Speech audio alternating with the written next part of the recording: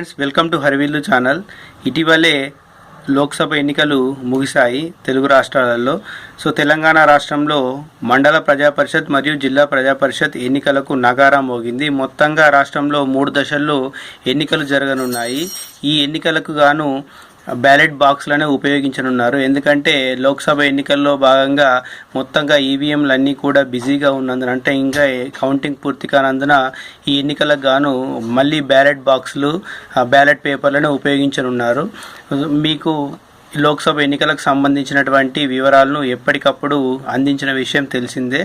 తిరిగి మళ్ళీ ఈ ఎలక్షన్లకు సంబంధించినటువంటి అన్ని వివరాలు మీ ముందు ఉంచడం జరుగుతుందండి. ఈరోజు ఈ వీడియోలో పోలింగ్ రోజు ఏపీఓ, పీఓ మరియు ఓపీఓలకు సంబంధించినటువంటి విధుల కేటాయింపును తెలుసుకుందాము. ఇది ఒక్కొక్క సందర్భంలో ఒక్కొక్క రకంగా ఉంటుంది. ఆ వివరాలు ఏంటో చూద్దాము. వివరాల్లోకి వెళ్లే ముందు ఇంకా ఎవరైనా మా ఛానల్ను సబ్స్క్రైబ్ చేసుకున్నట్టయితే ముందు ఈ ఎలక్షన్ వీడియోల కొరకు సబ్స్క్రైబ్ చేసుకోండి. అదేవిధంగా ఈ వీడియో నచ్చినట్టయితే లైక్ చేయండి మరియు షేర్ చేయండి. పోలింగ్ పార్టీ ఏర్పాటు గురించి చూద్దాము. పోలింగ్ స్టేషన్కు కేటాయించిన మొత్తం ఓటర్ల సంఖ్యపై మన పోలింగ్ సిబ్బంది సంఖ్య ఆధారపడి ఉంటుందన్న విషయం మనకు తెలిసిందే. ఇక్కడ మనకు 2 సందర్భాలు ఉన్నాయండి. ఏదేని ఒక పదవి ఎన్నికలు జరుగుతున్నప్పుడు, అంటే ఎంపీటీసీ, జెడ్పీటీసీ ఏదో ఒక దానికి ఎన్నిక జరుగుతున్న సందర్భంలో, అంటే మనకు సందేహం రావచ్చు, ఇప్పుడు 2టికి ఎన్నికలు జరుగుతున్నాయి కదా అని చెప్పేసి. ఒక్కొక్క సందర్భంలో ఒక్కొక్క నియోజకవర్గంలో ఎంపీటీసీ కానీ జెడ్పీటీసీ కానీ ఏకగ్రీవం కావచ్చు. అప్పుడు ఏదో ఒక దానికి ఎన్నిక జరుగుతుంది. అటువంటి సందర్భంలో ఒక ప్రిసైడింగ్ అధికారి ప్లస్ 3 పోలింగ్ అధికారులను మాత్రమే ఇస్తారు. అది 800 మంది లేదా అంతకంటే తక్కువ ఓటర్లు ఉంటే ఈ విధంగా ఉంటుంది. అంతకంటే ఎక్కువ ఉంటే ఇంకో అదనంగా పోలింగ్ అధికారులను ఇవ్వవచ్చు. అదేవిధంగా ఏకకాలంలో ఎన్నికలు, ఎంపీటీసీ అండ్ జెడ్పీటీసీలకు ఒకేసారి ఎన్నిక జరుగుతున్న సందర్భంలో ఒక ప్రిసైడింగ్ అధికారితో పాటుగా 5 పోలింగ్ అధికారులను కూడా ఇవ్వడం జరుగుతుంది. ఇక్కడ పోలింగ్ అధికారులు 5 అంటే ఒక ఏపీఓ ఉంటాడు, అదేవిధంగా 4 ఓపీఓలు ఉండడం జరుగుతుంది. సో ఇది 600 మంది లేదా అంతకంటే ఎక్కువ ఓటర్లు కొంత మేరకు ఉన్నట్టయితే ఈ రకంగా అరేంజ్మెంట్స్, ఈ రకంగా పోలింగ్ పార్టీని ఇవ్వడం జరుగుతుంది. మొత్తానికైతే ఒక నియోజకవర్గంలో, అంటే ఒక పోలింగ్ బూత్కు సుమారుగా 600 మంది ఓటర్లను కేటాయించడం జరుగుతుంది.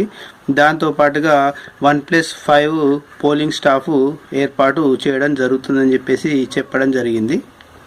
పోలింగ్ పార్టీ విధులను మనం ఒక్కసారి పరిశీలించినట్టయితే, మొదటి పోలింగ్ అధికారి ఓటర్ల గుర్తింపు మరియు ఓటర్ల మార్క్డ్ కాపీకి బాధ్యులు. అంటే ఇతను ఏపీఓగా వ్యవహరిస్తాడు. ఇతను ఓటర్ల గుర్తింపు చేస్తాడు, అదేవిధంగా మార్కుడు కాపీకి బాధ్యునిగా వ్యవహరిస్తాడు. అదేవిధంగా 2వ పోలింగ్ అధికారి ఇండెలిబుల్ ఇంక్, చెరగని సిరా వినియోగానికి బాధ్యత వహిస్తాడు. 3వ పోలింగ్ అధికారి ఎంపీటీసీ బ్యాలెట్ పేపర్ల బండిళ్లకు బాధ్యత వహిస్తారు. ఈ ఎంపీటీసీ బ్యాలెట్ పేపర్లు పింక్ కలర్లో ఉంటాయి. సో వీటికి బాధ్యత వహించేది 3వ పోలింగ్ అధికారి. అదేవిధంగా 4వ పోలింగ్ అధికారి జెడ్పీటీసీ బ్యాలెట్ పేపర్ల బండిళ్లకు బాధ్యత వహిస్తారు. ఇవి వైట్ కలర్లో ఉంటాయి. వీటికి 4వ పోలింగ్ అధికారి బాధ్యత వహిస్తాడు. 5వ పోలింగ్ అధికారి బాణం గుర్తుగల రబ్బర్ స్టాంప్, అదే అంటే ఆరో క్రాస్డ్ మార్కుకు ఇతను బాధ్యత వహిస్తాడు. అదేవిధంగా బ్యాలెట్ పేపర్ మడత పెట్టడం ఇతని బాధ్యతనే. ఆ మడతను విప్పి మళ్ళీ ఆ ఓటర్లకు ఇవ్వడం కూడా ఇతని బాధ్యతనే. సో ఇవి క్లుప్తంగా పోలింగ్ స్టాఫ్ యొక్క విధులు. సో వీటిని ఒకసారి వివరంగా ఏ విధంగా ఉంటుందో చూద్దాము. ఇక మొదటి పోలింగ్ ఆఫీసర్ విషయానికి వస్తే, అంటే ఒకవేళ మన బూత్కు 1+5 కనుక కేటాయించినట్టు ఉంటే, అంటే సుమారుగా 600 మంది ఓటర్లకు 1+5 కేటాయించడం జరుగుతుంది. 600 మంది ఓటర్లు ఉండి 1+5 కేటాయించిన వాళ్లకు ఈ విధులు వర్తిస్తాయి. సో ఇక్కడ మొదటి పోలింగ్ అధికారి విధులేంటో ఒకసారి వివరంగా చూస్తే, ఇతను ఓటరు మార్కుడు కాపీకి బాధ్యత వహిస్తాడు. ఓటర్ల గుర్తింపు కోసం మొదటి పోలింగ్ అధికారి ఈయననే.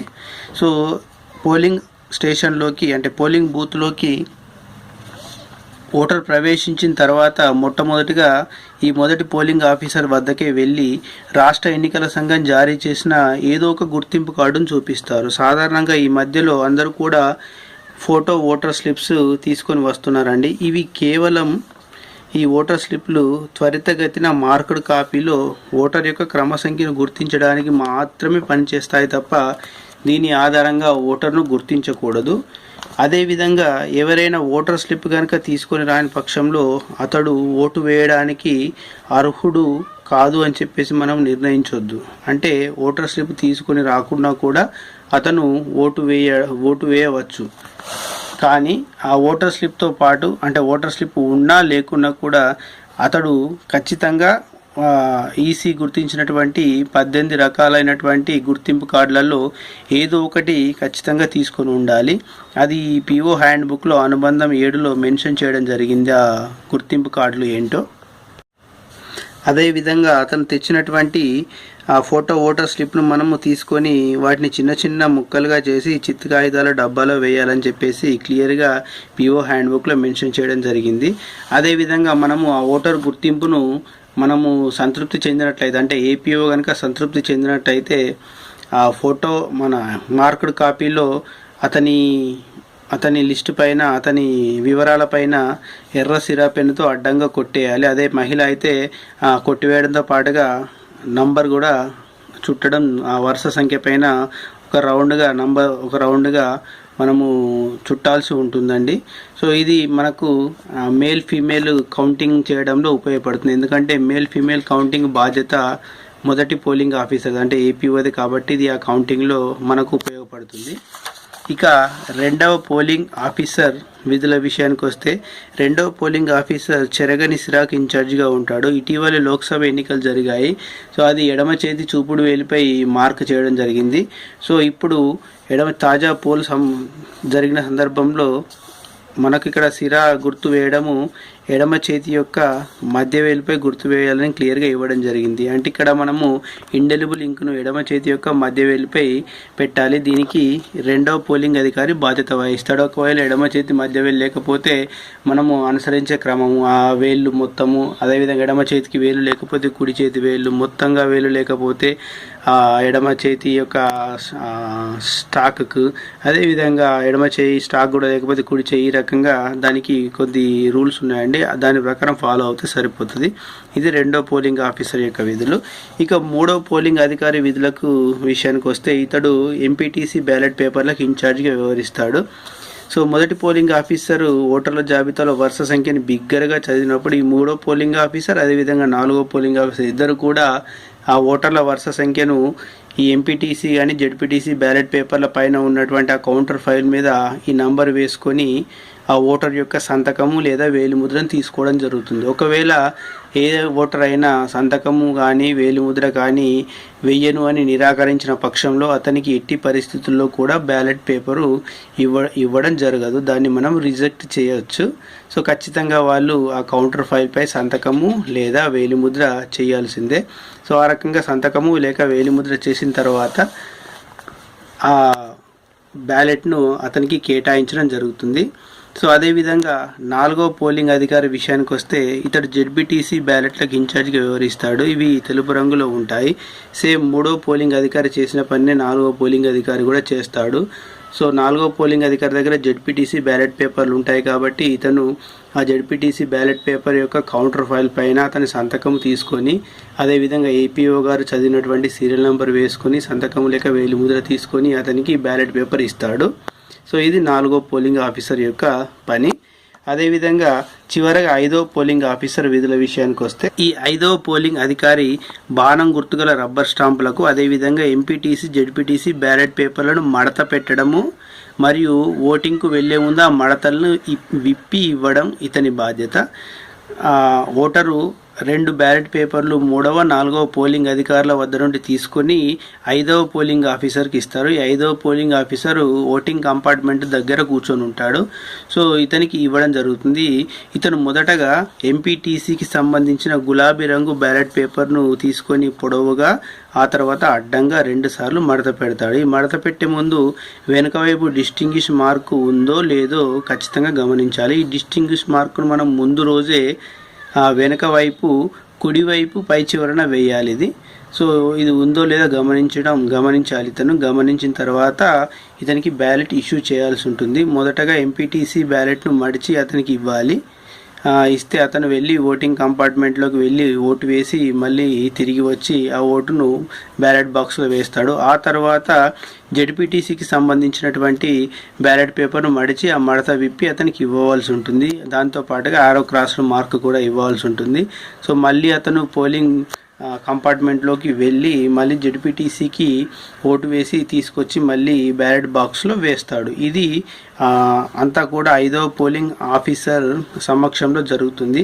సో ఈ మొత్తం విధులన్నింటినీ కూడా ఈ 5 పోలింగ్ ఆఫీసర్ల విధులను పిఓ గారు పర్యవేక్షిస్తుంటారు. అవసరమైన సందర్భంలో వాళ్ళకు సహాయం కూడా చేస్తుంటాడు. సో మొత్తంగా మొదటగా ఎంపీటీసీ బ్యాలెట్ పేపరు వేసి తర్వాత జెడ్పీటీసీ బ్యాలెట్ పేపర్ను వేయాల్సి ఉంటుంది. ఇది 5గురి పోలింగ్ ఆఫీసర్ యొక్క బాధ్యతలు. అదేవిధంగా ఈ 5వ పోలింగ్ ఆఫీసరు ఎవరైనా ఓటర్ పోలింగ్ స్టేషన్ నుండి బయటకు వెళ్లే ముందు అతని ఎడమ చూపుడు వేలని ఇక్కడ ఇవ్వడం జరిగింది. సో చూపుడు వేలుకు రీసెంట్గానే లోక్సభ ఎన్నికల్లో మనము గుర్తు పెట్టడం జరిగింది కాబట్టి ఎడమ చేతి మధ్య వేలు పైన ఇండెలిబుల్ ఇంక్ మార్క్ ఉందో లేదో స్పష్టంగా పరీక్షించిన తర్వాత ఒకవేళ లేకుంటే మళ్ళీ దాన్ని వేసి పంపించాలి. ఇది ఇతని యొక్క బాధ్యతనే. ఇది 5వ పోలింగ్ ఆఫీసర్ యొక్క బాధ్యతనే.